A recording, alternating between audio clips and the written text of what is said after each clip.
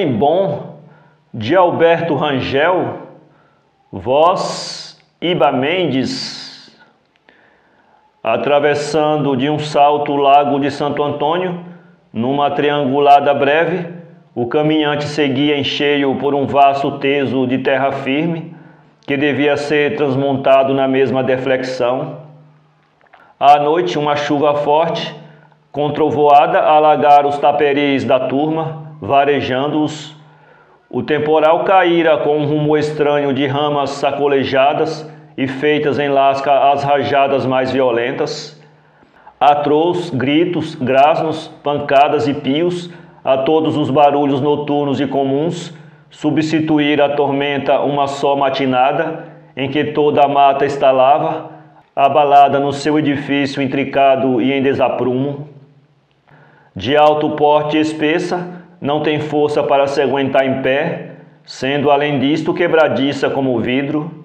Uma de suas árvores caindo, arrasta as companheiras na queda, uma lufada prostra-a por bocados.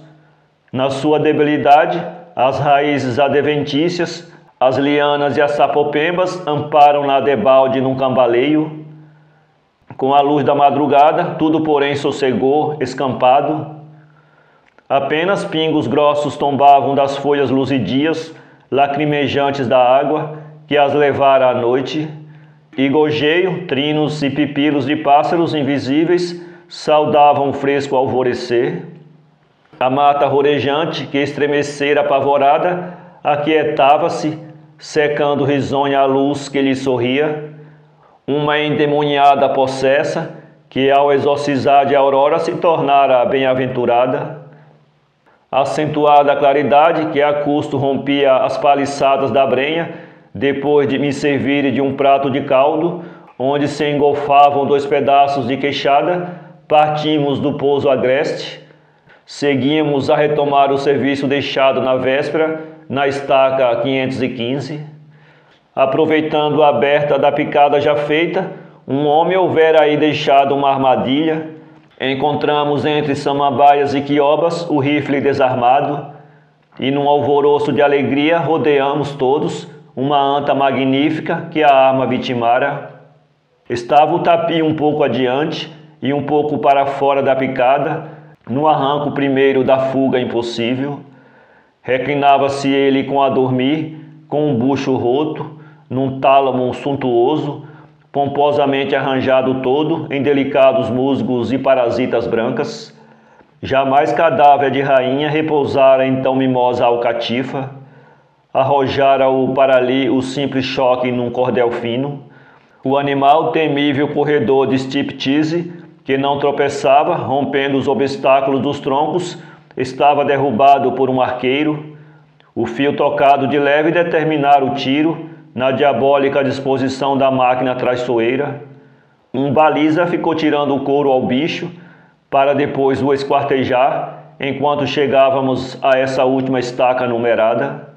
Daquele ponto em diante, a anta se encorpava. Não era mais uma frouxa talagaça, mas um tecido basto, que os teçados e foices a custo romperiam. Por esse centro, passo de homem só haveria palmilhando trilhos a algum barreiro, ou a algum lago, ou igarapé remotos. O mais eram vestígios de onça, de pacas e de veados astutos e fujões. Dominavam de vez em vez a tessitura da floresta, castanheiras excelsas de nome e de aspecto. Em torno delas ainda restavam ouriços, quebrados na derradeira safra. O cascabulho, em montes, denunciava uma exploração extrativa, a qual havia animado o sertão, que uns secos dados lineares e angulares iam configurar numa planta oficial.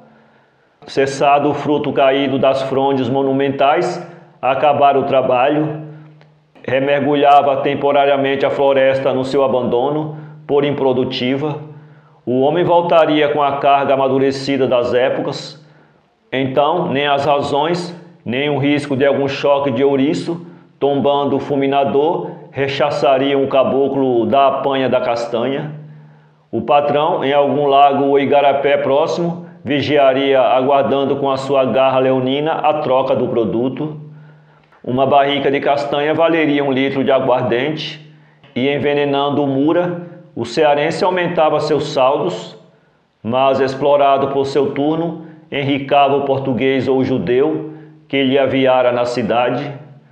O trânsito fora centrado na estaca, junto a um delirante torvelinho de ramas e sarmentos de cipotaia, de dentro do qual uma samauameira se elevava para além das copas verdilongas das outras árvores altas, mas anãs, junto àquele monstro calçado de sapopembas. Apertado o parafuso de pressão e pelo de chamada, levada com rigor a linha de colimação ao pé da baliza, na estaca anterior, o serviço de medição continuou, invertida a luneta da posição, que a obrigara a visada a ré. As folhas secas faziam no chão um grosso e largo capacho, que se rasgava, esmolambando-se ao pisar dos homens da turma atarefados. A picada, avançando, fazia uma vereda reta e longa. Imaginar-se-ia que um pesado réptil de lenda, a cobra grande, tivesse embarafustado naquela direção, no intento suspeito de mudar de fojo, torando com seu rastejo grossos troncos e galhos finos, pisando indiferentemente, com um desdobrar de suas grossas rocas e escamas de chumbo, o solo arregoado e mole das baixas, o lamarão dos igapós, a corrente dos igarapés e o lombo da terra firme. Coava-se o sol pelo velabrum das ramagens, numa luz que viesse brincando pelos entalhes e relevo de velhas e úmidas arcarias do claustro de uma abadia gótica e arruinada. O trabalho de medição avançava devagar, ouvia-se somente o bater dos ferros, decotando as ramas, os caules e as folhas. De repente, ao cair para cada lado do pico, pelo corte das foices e teçados, um denso pano de taquaris e tiririca, a linha topara o grosso tronco de um murmuru, cuja coroa opulenta de palmas vergava até o chão. Logo o trabalhador de machado atacou, e como a fibratura do astrocário fosse como um machado, acendi um cigarro e esperei que caísse a rígida palmeira. Perto de mim se conservava o homem que tinha por encargo transportar o instrumento. Uma barba rala no queixo magro, um rosto de maçãs salientes, uma tez baça de linfático e, na fisionomia de um mal-aitado, os olhos redondos e inexpressivos de um peixe morto. Como uma resta de luz dardejasse no trânsito, ele abriu o guarda-sol para resguardá-lo. Nesse movimento, a camisa de algodãozinho entreabriu-se no peito desencarnado e moreno do homem e casualmente distingui, bem na altura do coração, uma enorme cicatriz. Não pude me conter e perguntei-lhe a que era devido tão tamanho golpe. "Saiba, Vossa Senhoria, que foi no Ceará", respondeu. "Mas como?" inquiri num capricho de comunicação que me dominou, enquanto o gume do machado batia e se embotava no vetusto murumuru. "Nem lhe conto, seu doutor", e continuou num solerte desabafo, passado por uma prosódia peculiar aos hábitos de linguagem de velho sertanejo. "Isto deu-se no ano de 38. Eu morava num cranguê e vivia de plantar algodão, afora a roça. Uma vez por outra ia a Aracati ou a União vender tabaco e corinhos. O seu coronel Távora, meu chefe, me queria muito, e quando precisava de homem, mandava logo me chamar e me entregava um clavinote boca de sino, que era a arma, chamada bicho-arma. De uma feita ele me mandou deitar um, que arreou redondo, mesmo ao pé de uma carnaubeira, que tinha na volta da estrada dos Mandacarus. Foi só um papoco. E a polícia nunca se indicou? Quem ousava, seu doutor? Obtemperou o matuto. Já camis longínquos, esturrando, enchiu a mata de um bumbum retumbante. Era um bom homem, seu coronel Távora, e importante, falado naquelas redondezas que nem havia outro. Ele era muito velho, na seca de 77 já tinha filhos homens, mas apesar disso, se casara havia pouco com uma moça nova, parruda, Dona Maroca do Crato, filha do seu major Fulgêncio Cabeça de Sola, linda moça, A cara era que nem um algodão de tão alva, e os dentes era ver duas carreiras enfiadas de conta de São Francisco. Esse tal que eu havia emborcado na carnaúbeira tinha vindo da capital para promotor. Era um rapaz de boa aparência e muito cantador de modas. Toda noite, quando havia festa na fazenda, o doutorzinho não faltava. Pelo jeito ele andava querendo descaminhar Dona Maroca, e daí foi que seu coronel resolveu virar o bicho com os pés para riba. E foi unicamente este que o coronel mandou você matar? Perguntei.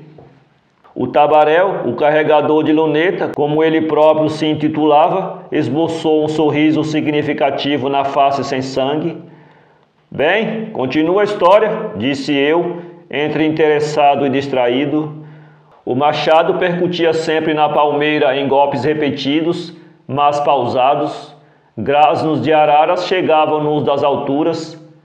Endireitando a aba do chapelão de Miriti, ele relatou a narrativa com ingênua sinceridade e até com uma pontazinha de orgulho de estar lembrando, no cruel exílio da Amazonas, um caso do seu Ceará amado, que interessava ao branco. Mas Dona Maroca, a mulher de seu coronel, soube positivo do acontecido e que fora eu quem derrubara o promotor. Um dia, por causa de ser preciso preparar as eleições na vila, o governo mandou chamar o seu coronel. Este, no momento de mandar o pajem selar o quartal, um quartal famoso de pelo pedrez melado, me entregando o clavinote de fiança, recomendou que todas as noites eu fosse vigiar a casa grande e dormisse no paiol da farinha, que estava vazio. Assim o fiz. De manhãzinha eu saía do paiol e ia cuidar do meu legume. Na terceira noite de ausência do seu coronel, fui direito ao paiol, mas fui assombrado e cheguei até a me arear. Um pano de mortalha passou, açoitando meus ombros. Eu beijei 3 vezes o meu bentinho. Enfim, tinha prometido ao coronel, fui sempre. A noite estava feia, um vento que de repente chocalhava os galhos dos angicos e juazeiros na capoeira que eu tinha de atravessar. Com muito custo me desarreei, enxerguei o paiol e, que nem um mocó se escondendo na loca das pedras, meti-me dentro. Estava todo transido, chegava a bater o queixo na tocaia. Eu penso que o frio não era de fora, era de mim mesmo. Ah, seu doutor, eu me lembro bem, a lua era que nem um beiju e a papaceia já devia estar se sumindo, quando num instante me vi agarrado por 2 cabras, que me amarraram e me arrastaram logo para o terreiro, mesmo debaixo de uma oiticica ao pé da cacimba. E quem havia de ver, seu doutor? Dona Maroca, que, me enxergando, foi falando no nome do promotor e mandando: quero ver o coração deste cabra malvado, arranque já e já. Ah, seu doutor, esmoreci. Eu estava apeado, fiz só me encomendar a São Bonfim do Icó e senti uma Parnaíba me lavrar o peito. Também não acabaram, seu doutor. Foi só o tempo do velho, o seu coronel, com um chiqueirador na mão, saltar ao pé de mim que nem um cangaçu. Aí os cabras se sumiram. Dona Maroca ficou empalemada e branca, que era ver uma visagem, enquanto ele me desatava os relhos que me achocavam o corpo. Seu coronel havia chegado de surpresa, pois era um homem desconfiado como Demo. Ele ficara positivo, espiando tudo atrás de umas moitas de mofundo, e assuntara logo que Dona Maroca estava se vingando de mim, da morte do promotor. Avançando para a mulher, ligeiro como um preá, o seu coronel subjugou-a, depois mandou positivo que eu tirasse o coração dela pelas costas. O carregador do trânsito fez uma pausa que me deu aflição. Uma centelha estranha vivificou-lhe os olhos baços e acrescentou: tirei, seu doutor. Seu coronel era meu chefe. A mulherzinha estribuchava que nem um porco sangrando. Tinha nas mãos o coração quente, que era ver uma fresura de bode. Quando seu coronel, dando ordem para enterrar tudo, saiu do terreiro com cada soluço que parecia que tinha se acabado o mundo. E o narrador, instintivamente, procurando fechar a camisa, por onde eu divisara a cicatriz do talho formidável, considerava: deixe lá, era um homem bom, seu coronel. Ele sempre quem me valeu quando eu andava de rixa e em todos os apertos de minha vida.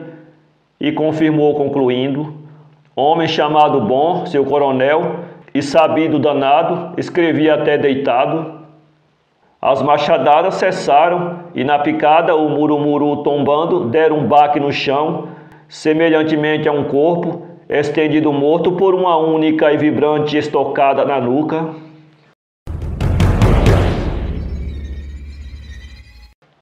Para ler este conto, acesse www.poeteiro.com